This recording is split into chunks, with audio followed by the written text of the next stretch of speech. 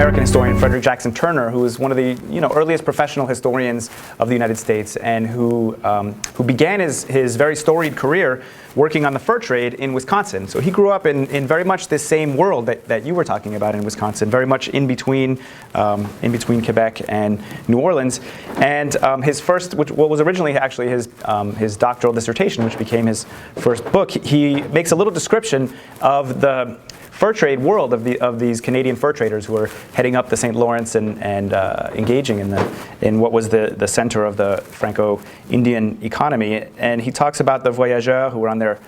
I was just reminded of this passage. I think it's a lovely passage, actually, and it brings it to life, what we just heard. He says, the voyageurs were on land, now on rushing waters. They dragged forward until the rapids were passed. They had always passing by these portages. There was no stopping to dry, but on until the time for a hasty meal or the evening campfire underneath the pines. Every 2 miles there was a stop for a 3-minute smoke or a pipe. When the portage was made, it was reckoned in pauses, by which is meant the number of times the men must stop to rest. Whenever a burial cross appeared or a stream was left or entered, the voyageurs removed their hats and made the signs of the cross, while one of their numbers said a short prayer. And again, the paddles beat times to some rollicking song, and then he begins a song. He just quotes it. I don't know if you know this one. Dans mon chemin, j'ai rencontré trois cavalières bien montées. Do you know that? So he actually has this song, which is used to illustrate this French-Canadian fur trade world. Anyway, I was reminded of it because I think it's such an elegant passage in Turner's writings, and it really brings to life this world in a wonderful way. So Jeff was talking earlier about how Missouri was never under the British flag, and I had never really thought about the importance of this, but it actually seems like a really important and significant way of thinking, or maybe rethinking, American history. I mean, what began as a native world became a French native world. It was ostensibly under Spanish control, but that didn't change facts on the ground very much. And then it became American, and it never became British. And it really does seem to me like a significant feature. The past here, from the perspective of Missouri, runs not east across the Appalachians, across the Atlantic coast to England, but north through the Great Lakes, up the St. Lawrence and into France. That is how you would want to trace the origins of this world. And this French period, I think, remains very much under, very much kind of Missouri's, and in a funny way, remains a hidden part of the American past. And that's what I want to talk about tonight, about kind of connections between France and the United States in the early American Republic.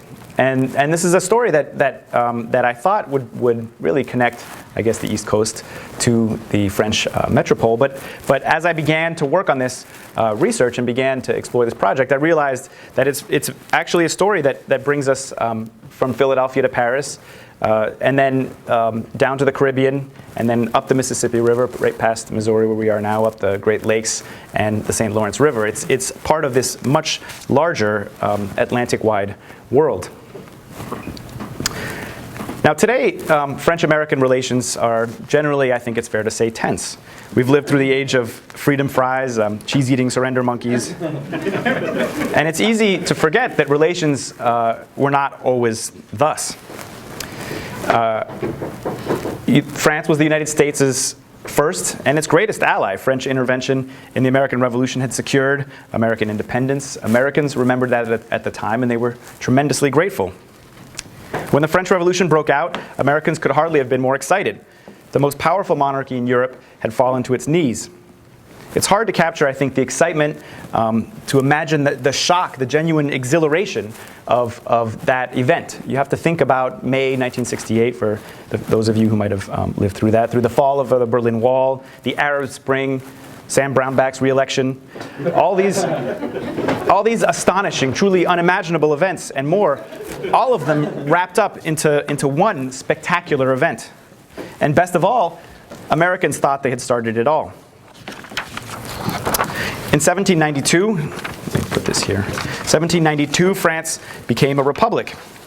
The excitement in the United States reached a frenzy. Everywhere there were parades, celebrations, huge gatherings with thousands of people marching in the streets, singing the Marseillaise, singing Ça ira, and other French revolutionary songs, wearing the French cockade.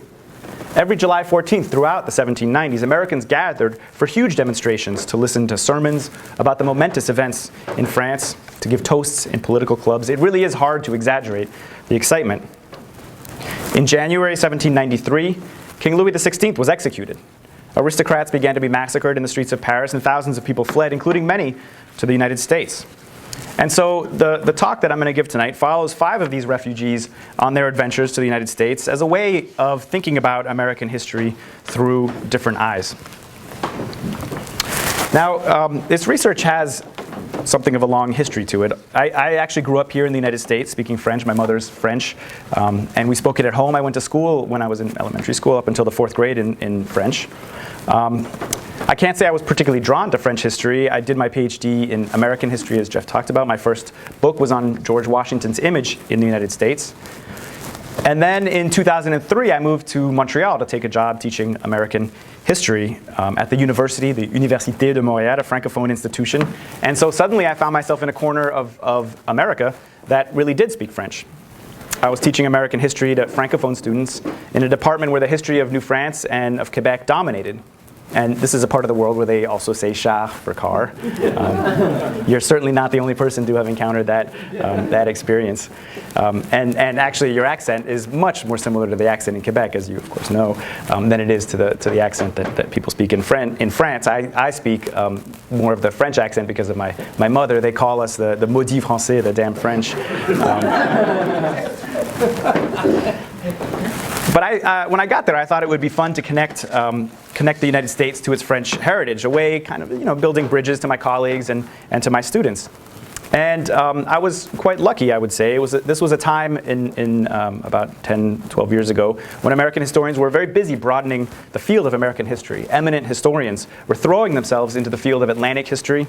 They were connecting what had been called colonial American history to broader connections between the Americas, Europe, and Africa. Others were going even further. They were globalizing American history, setting it in the broadest possible context of world history. Many people thought that American history had been much too provincial for too long, that the national story had really dominated too much. There was a resistance to what historians call American exceptionalism, the idea that American history was qualitatively different from the histories of other nations, that our history wasn't just unique, but essentially distinct, that it followed different historical rules from the rules that prevailed elsewhere. And so historians were seeking to connect American history to other histories. And this was a tremendously exciting scholarship. It opened up all kinds of new opportunities for research. So I'd run across the 5 main characters of the book in reading that I had done over the years. These eminent aristocrats from France who were busy palling around with each other in Philadelphia and with some of the most famous Americans, with all of the founders that we all know, George Washington, Thomas Jefferson, Alexander Hamilton. These Frenchmen had been centrally involved in the French Revolution, and here they were in the United States, living in the American capital, traveling through the country. They seemed spectacularly out of place. What were they doing in Philadelphia? Why were they traveling along the Ohio River and the Mississippi? Could they offer a new way of thinking about American history in this period? And what I'd first imagined as a small, short little research project, it grew much bigger, as these things often do. It took me far beyond Paris and Philadelphia, through London, into the Caribbean, deep into the American continental interior. And it grew far beyond the 5 aristocrats to include bankers in Amsterdam, slaves in Haiti, aristocrats in London, Native Americans in the Ohio Valley, backcountry settlers in Kentucky, and many more. All of them, it turned out, were inseparable from the stories of my 5 French aristocrats. So let me just introduce you briefly to these 5 characters. The most famous is Talleyrand, the former French archbishop who sat in the Constituent Assembly and proposed the nationalization of church lands. He would go on to become France's longest serving and most famous foreign minister and really reshape the map of Europe, I think it's fair to say. He was the wittiest of my 5 characters, I think. He was the most observant. He was always ready with a nice quip. And in many ways, he was the most useful character for me to follow around on his American travels. That was Lafayette's brother-in-law. He'd fought in the American Revolution. He had represented France in the negotiations for Cornwallis's surrender. It was he who actually presided over the Constituent Assembly in France when, on the night of August 4th, 1789, when feudalism was formally abolished. He was brave and dashing. He was a knowledgeable soldier, one of the finest dancers at Versailles. He was said to be Marie Antoinette's dance partner, and he possibly had several lovers in Philadelphia. That was never quite clear to me. The third character was the Duc de La Rochefoucauld-Liancourt, one of the wealthiest aristocrats in old regime France. He'd served as master of the king's wardrobe. It was he who famously burst into the king's bedchambers on the night of July 14, 1789, to tell him of the uprising in Paris. Is it a revolt? The king asked. Non, sire, c'est une révolution, Liancourt allegedly replied. By the time he arrived in the United States, he had lost his entire fortune. He'd seen his cousin executed. He was brooding, depressed, the most introspective of the lot. Then there was the Comte de Volnay, a traveler, a philosopher, a famous writer, future senator. He was probably the most intellectual, certainly the most renowned scholar of the group. He was interested in philosophy, politics, Orientalism, natural history, and more. And finally was Moreau de Saint-Méry, a lawyer and a historian. He'd been born in the Caribbean, married into a wealthy planter family, and gone on to Paris to write about the Caribbean and to enter politics. I think I actually grew most attached to Moreau of my 5 characters. He was short, pudgy. His belly is even depicted in the portrait of him. That's my favorite part of this portrait. He talks in his diary about how he lost his belly, to which he was so attached on the voyage over, where they almost ran out of food, but he fortunately gained it back during his stay. Moreau really wore his insecurities on his sleeve. He was always trying to prove himself fit for this eminent company. He was the only non-aristocrat of the group. So these men were almost all aristocrats, but they were liberals. They admired the new United States and its constitution, and they had hoped to implement a constitutional monarchy in France. When the French Revolution began, they became its leaders. All 5 of them sat in the Constituent Assembly, which produced the first constitution in French history. Had history taken a different path, they would today be considered among the French Republic's founding fathers. But that was not the path that history took. With King Louis XVI opposing the new constitution, war between France and its enemies broke out. Austrian and Prussian armies invaded France, bearing down on Paris, and politics took a sharp turn left. The monarchy was overthrown, the king was executed, and the liberal aristocrats fled. Many of them went first to England, but when war broke out between France and Great Britain, they were chased across the Atlantic all the way to Philadelphia. The émigrés came at a time when the United States was nothing like the power it is today. I think it takes a real leap of imagination to understand the country as it was then. Weak, fragile, a collection of 13 states huddled along the Atlantic coast, riven by divisions, continually under siege by native and foreign powers. Today, the United States is a continental and even a global power. Back then, its sovereignty extended from the Atlantic coast to the Appalachian Mountains, with just a few fingers jutting into Kentucky and Tennessee. It certainly didn't stretch as far as Missouri. The heart of the Atlantic economy lay just to the south, in the Caribbean. That was Europe's main interest in the Americas, the islands that produced rich stores of sugar, coffee, indigo, and all the other commodities that powered the Atlantic economy. Protecting those islands was the major reason that France had intervened in the American Revolution. American harbors would provide bases for French naval operations in the Caribbean. American resources like lumber and wheat would supply French sugar colonies, as they had formerly supplied the British sugar colonies. But the revolution soon spilled over to the Caribbean. Shortly after revolution exploded in France, insurrection broke out in Saint-Domingue in today's Haiti. In 1791, slaves in the northern plains began a rebellion that soon turned into a revolution against slavery itself. Under the brilliant leadership of Toussaint Louverture, Haitian forces fought off French planters, invading Spanish forces and the British Navy itself, the dominant power in the Atlantic world. The Haitian Revolution would upend the Atlantic economy and the labor regime on which it depended, and it would bring tens of thousands of refugees pouring into the United States. And so it was in the midst of all this ferment that my aristocratic émigrés arrived in the United States, and all of them settled in Philadelphia. So one might ask, why Philadelphia? Well, Philadelphia was, first of all, the country's principal port, the port that was most connected to France and to the French Caribbean. It exported wheat, lumber, and other goods from the Delaware Valley, which was already then known as North America's breadbasket, shipping them out to the Caribbean and across the Atlantic to Europe. It was the country's mercantile capital. It imported sugar, coffee, indigo, and other commodities coming in from the Caribbean and being reshipped to Europe through the Philadelphia entrepot. With its new trading links with Asia and French ports as far away as Pondicherry in India, luxury goods began pouring into the United States, and Philadelphia quickly became the country's consumption capital.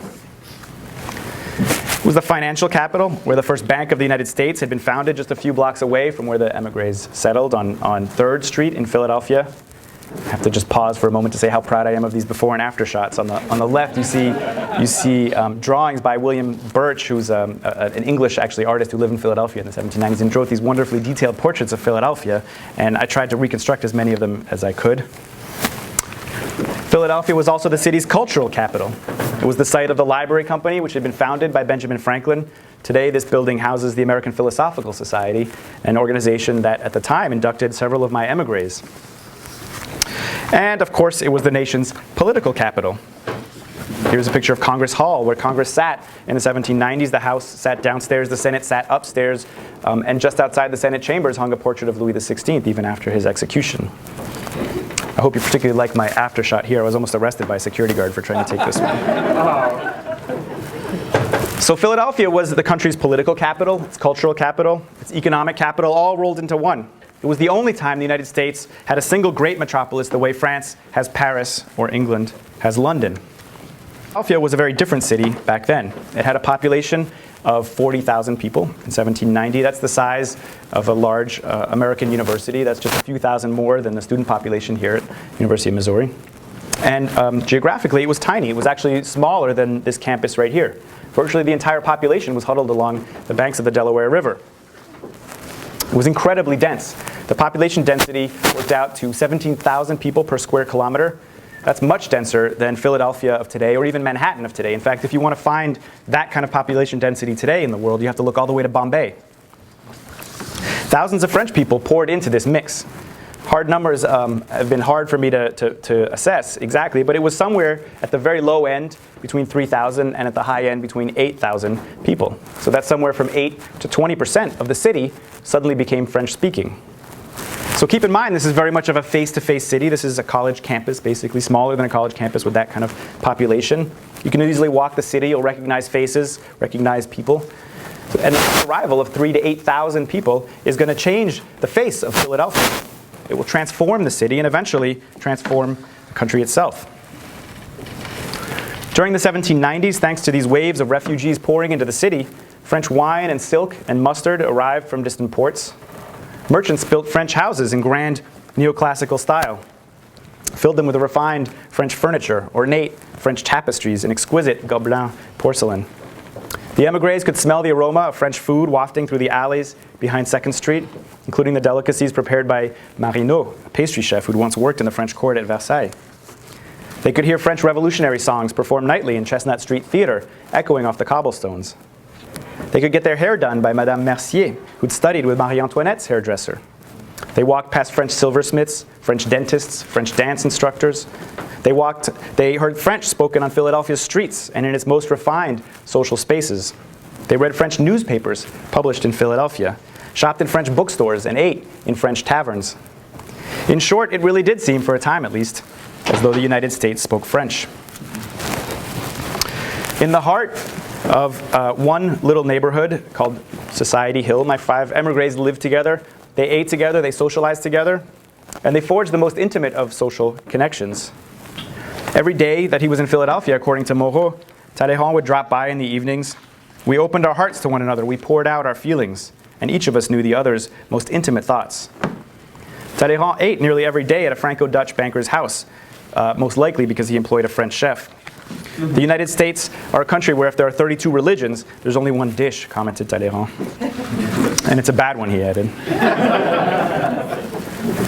During my research, I came to realize that the 1780s and the 1790s, this period between the American Revolution and the diplomatic collapse of the late 1790s, it's a largely forgotten moment when the United States was most turned towards France. Many of the greatest merchants in Philadelphia had grown fabulously wealthy off trade with France and the French Caribbean. Historians refer to this era as the time of the Republican court, a society that orbited around George Washington's administration. And I tried in my research as much as I could to get inside these spaces, these homes, these social spaces, to get a sense of the look and the feel of what they were like. The center of Philadelphia's social life in the 1790s was the home of Anne and William Bingham, which is pictured right here. Their house had been modeled on the Duke of Manchester's house in London. It was known then they had traveled to London and seen it there. It was known then as the Hereford House. And when the Binghams visited London in the 1780s, they had seen this mansion, and they decided they would build a replica in Philadelphia. They even shipped back some stonework from the same stonemasons who had worked on this house in London. This portico was added later, so at the time it would have been an identical replica. Now that building still stands in London. Some of you may have even been inside of it. If you've ever been inside the Wallace collection, you've been inside the Hereford House. Although the Bingham House no longer exists, it burned sadly in the middle of the 19th century. We know a lot about the house from contemporary descriptions of people who visited in the 1790s. And few people who visited failed to write about the mansion and to describe it in really vivid detail.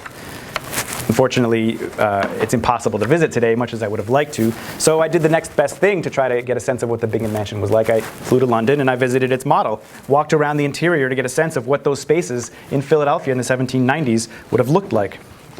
And so this, I think, is what it would have looked like when the emigres arrived and socialized and spent this time in the Bingham House in the 1790s. You entered to a staircase of Italian marble, wide enough for plants and flowers on either side, which curved up from the vestibule on the ground floor to upstairs rooms, into saloons decorated with Gobelin tapestry and reflecting mirrors.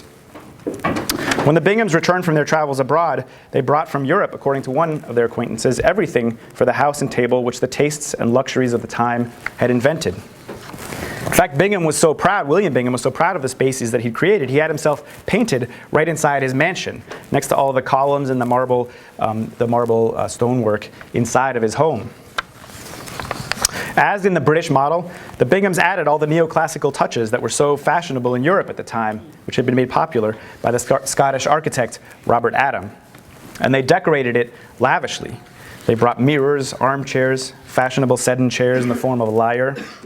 Downstairs was the dining room, papered in the French taste, according to one visitor. In France, they had bought carpets, textiles, tapestry to drape their sofa, 350-piece set of Sèvres china, 200 pieces of silver tableware, 206 drinking glasses. The furniture was, according to a visitor, elegant and even superb. The rooms upstairs were adorned with painted ceilings, brilliant silk curtains and French arabesque wallpaper made by the famous Jean-Baptiste Réveillon in bright red, blue, yellow, and green. It was in these kinds of spaces that Philadelphia's French-oriented elite socialized and politicked, and it was in these spaces that my French emigres entered into American life. And they were quickly incorporated into the city's most elite social networks. For Philadelphians, they were a real prize. These Frenchmen who were as conversant with the norms of Versailles court life as they were with the sparkling conversations in Paris's most legendary salons. They were poised to enchant Philadelphia's elites, to connect their provincial salons and tease to the glitter of the European aristocracy. The emigres were immediately bombarded with invitations to suppers, dinners, balls, to any social event where they could spice up an evening. And soon, a dense web of networks knit the emigres into American life. And I tried to portray these networks. At one point, this is the image that I came up with. The more I looked into them, the more interested I became in how these relationships, how these social networks functioned. Now, networks, everybody's looking at networks these days, sociologists, historians, everybody's rushing in, and no doubt it's not a coincidence that we live in the age of social networks. Someone accused me once of doing Facebook history. These networks are quite fascinating to me, though, and so I spent a lot of time trying to figure out how they worked, how they were forged by different elements, by letters of introduction. They're a terrifically interesting genre. I write about them in the book, and I could no doubt talk about them all night. They're forged through friendship, through business partnership. Marriage and kinship were one of the most important links in these transatlantic networks. One of Talleyrand's companions married into the family of Henry Knox, who was then the Secretary of War. Another married into the wealthiest merchant family in Philadelphia. There are lots of stories that I discuss in the book that I talk about how these relationships were forged, but my favorite story about how these networks came to exist, how these kinship networks were formed, is about a story that involves a young French banker named Pierre César Labouchere, who'd grown up in France but moved to Amsterdam to begin his career, where he was working in the Hope Bank, which was then in Amsterdam, which was then the most important bank in Europe at the time. They loaned money to kings and to princes around Europe and even around the world. And this was a time when the Hopes were establishing closer connections with the Baring Bank in London. And so they sent young Pierre César to work as a clerk in the Baring Bank in London. And I guess while he was in London, he began to court the daughter of Sir Francis Baring, the founder of the Baring Bank. And evidently, this courtship was going quite well, because at one point, Pierre César went and knocked on Sir Francis Baring's door, and he said, "I'd like to marry your daughter." And Sir Francis Baring said, "You can't marry my daughter, you're just a clerk in the Hope Bank." And so he said, "Well, would it make a difference if you knew I was about to become a partner?" And Baring said, "Well, yeah, I guess it would."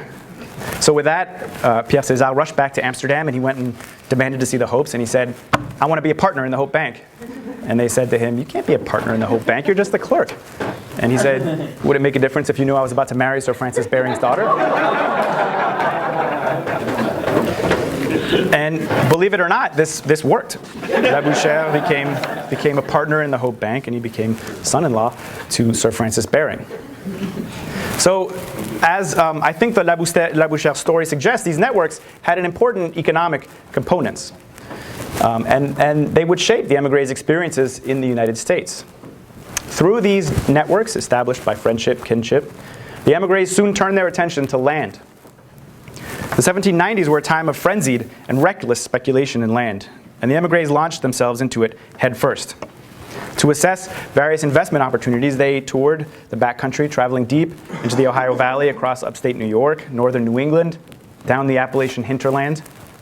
The émigrés' networks stretched through the French nobility, among liberal aristocrats in European capitals, and provided them with privileged access on both sides of the Atlantic. It made them ideally positioned to channel flows of capital into the United States. And this, I think, was the most surprising part of the research for me. I'd never really expected to get interested in land speculation. At first, I would just sort of pass over it when I would run into it. But eventually, it became really impossible to ignore. It was clear that this was too important a part of the émigrés' lives in America, and in fact, of the life of early America, for me to just skip over. So as I followed the émigrés and their investments, they began to look like the advance guard of a great incursion into the American hinterland, this flow of European capital into the continental interior. That capital, I came to realize, was a critical element that secured American sovereignty in the backcountry. It built settlements deep into the continental interior. It carved roads that connected those settlements to port cities on the Atlantic coast. It built flour mills and lumber mills that processed settlers' wheat and their wood. It extended credit to settlers to buy land and begin farms, to the stores where they bought their goods. From the broadest perspective, the émigrés' investments in American land help us understand how European capital transformed the United States in the late 18th century. Their excursions into the backcountry also took them through some of the most contested regions of North America. They enmeshed the émigrés' geopolitical issues of the time. As they traveled through the Ohio and Mississippi valleys, the relations between France and the United States were just then beginning to degenerate. And so here I want to just pause for a moment and connect back to some of what Dennis was saying and see if I can talk about the way that the continent was structured in this period. Because I think to many American historians, where we are right now in Missouri seems pretty distant from the center of the action in early American history. I think that's fair to say, don't you, Jeff? But in truth, I think it was very much at the heart of the action. And I want to illustrate this with just a few maps. Dennis said quite rightly that we are between Quebec and Louisiana, and that actually is probably the most important point for understanding why Missouri really is at the heart of the action of early America. This is a French map from 1702. I think this is a really great map. It shows, of course, the vastness of the French holdings. I don't think I have a pointer here, but you can see how New France runs from the St. Lawrence down the Great Lakes. You can see the expanse of the Spanish holdings, Florida and West Florida as they called it back then, and the smallness of the British holdings. Of course, French were likely to exaggerate such things in a map. But what you really see, I think, in this map is the way the St. Lawrence and the Great Lakes and the Mississippi Valley are one nexus. They're one highway. And I think we have to think of these, as you quite rightly said, these waterways as the essential highways of the North American interior, maybe an internal sea. There are a series of routes that pull the continent together. The most important is the route. This doesn't work. There's no pointer. The route that takes you down the St. Lawrence, down Lake Ontario, Lake Erie, to the Maumee River and the Wabash. That's the most direct route down to the Ohio River and down the Mississippi. That's actually the most direct route between Quebec and New Orleans, between the two outposts of French life in North America. You could also go all the way to Michigan, canoe from Michigan to the Chicago River, and then from there, during the rainy season, you actually didn't even have to get out of your canoe. You could paddle from Lake Michigan into the Mississippi. There's also from Lake Erie to the Allegheny to the Ohio. These are the most important crossings of this world. All of them took French and Indians right directly through this country. Here's a continent. Here's the continent in a French map from 1720, and we see how St. Louis is really at the heart. Sorry that I don't have it up here. I mean, you all know where St. Louis is, I assume. Yeah. At the heart of a vast fur trade empire, which stretches up the St. Lawrence, through the Great Lakes, down the St. Lawrence rather, through the Great Lakes, down the Mississippi, up the Missouri, west of the Rockies, north into what's now Winnipeg, Saskatchewan, and Alberta.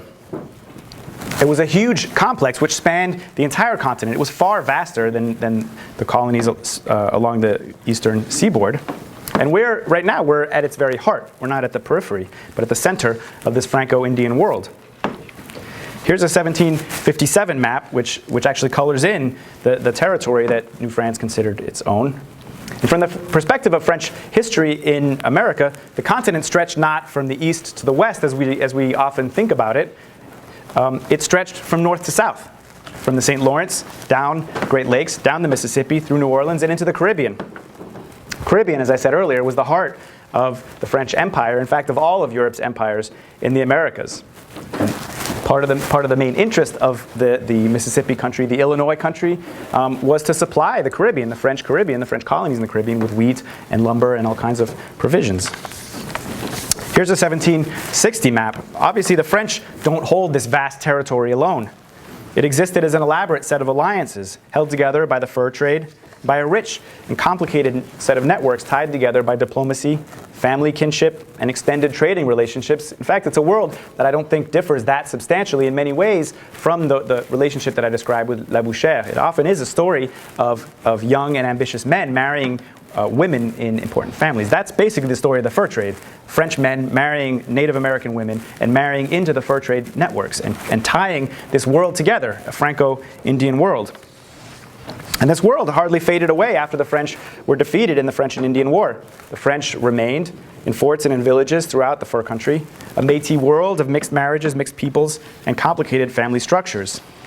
In the area where we are now, from the same map, settlers of French descent had long-standing alliances with the Osage in particular, who controlled much of the fur trade in the Missouri Valley, stretching deep across the continent to native peoples living in the Great Lakes and up into all the way to Alberta.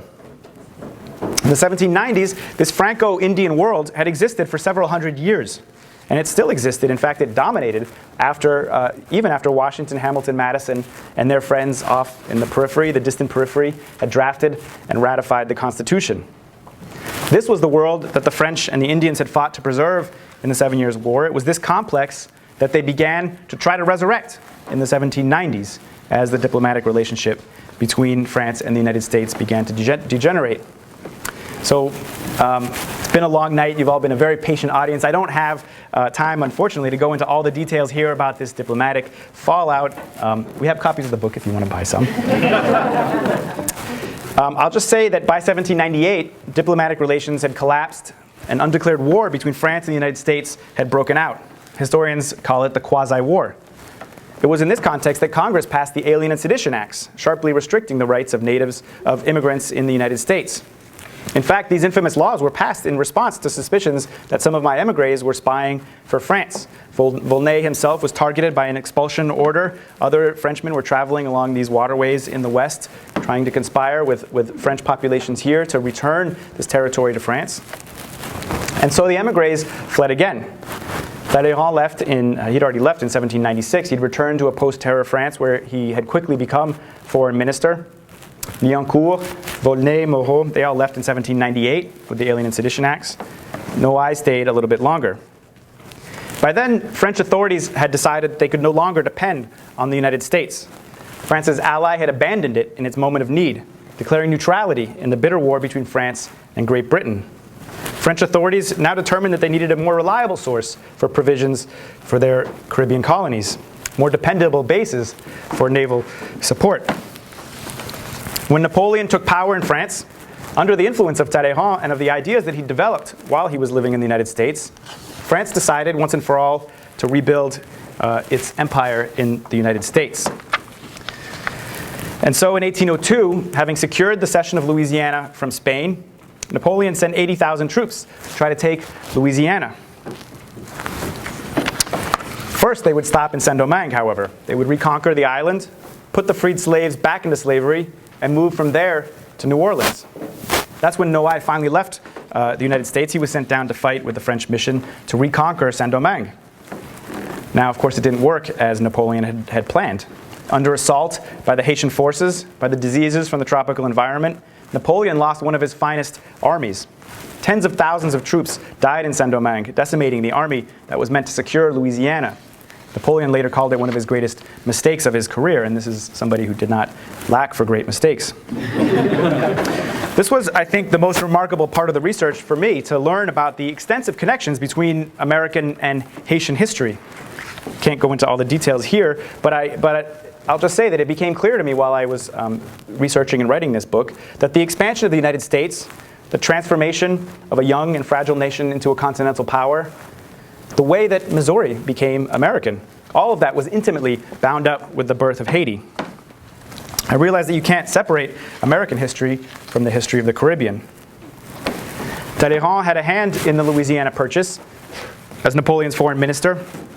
The transaction was financed by the very people who collaborated with the emigres in their American land purchases, by their friends and hosts in Philadelphia, with some help from Pierre César Labouchere, that enterprising young banker. And so it was that the United States gained Louisiana, putting the Missouri country under the ostensible sovereignty of the United States, and ensuring that at least one part of the United States would continue speaking French and playing French music right up into the present. So this brief period from 1793 had witnessed an extraordinary transformation. Where the United States had once been hemmed in between the Atlantic coast and the Appalachian Mountains, its territory now stretched all the way to the Rocky Mountains. The country was on its way to becoming a great power. And that transformation, I want to suggest to you tonight, can't fully be understood without reference to the dramatic events taking place in Europe and the Caribbean. There never was a time when our history wasn't connected to that of the rest of the world, when it wasn't, so to speak, bilingual. So this was a lesson that I learned over the course of the last 10 years of research on this subject, and it's one that I've been very pleased to be able to share with you here tonight.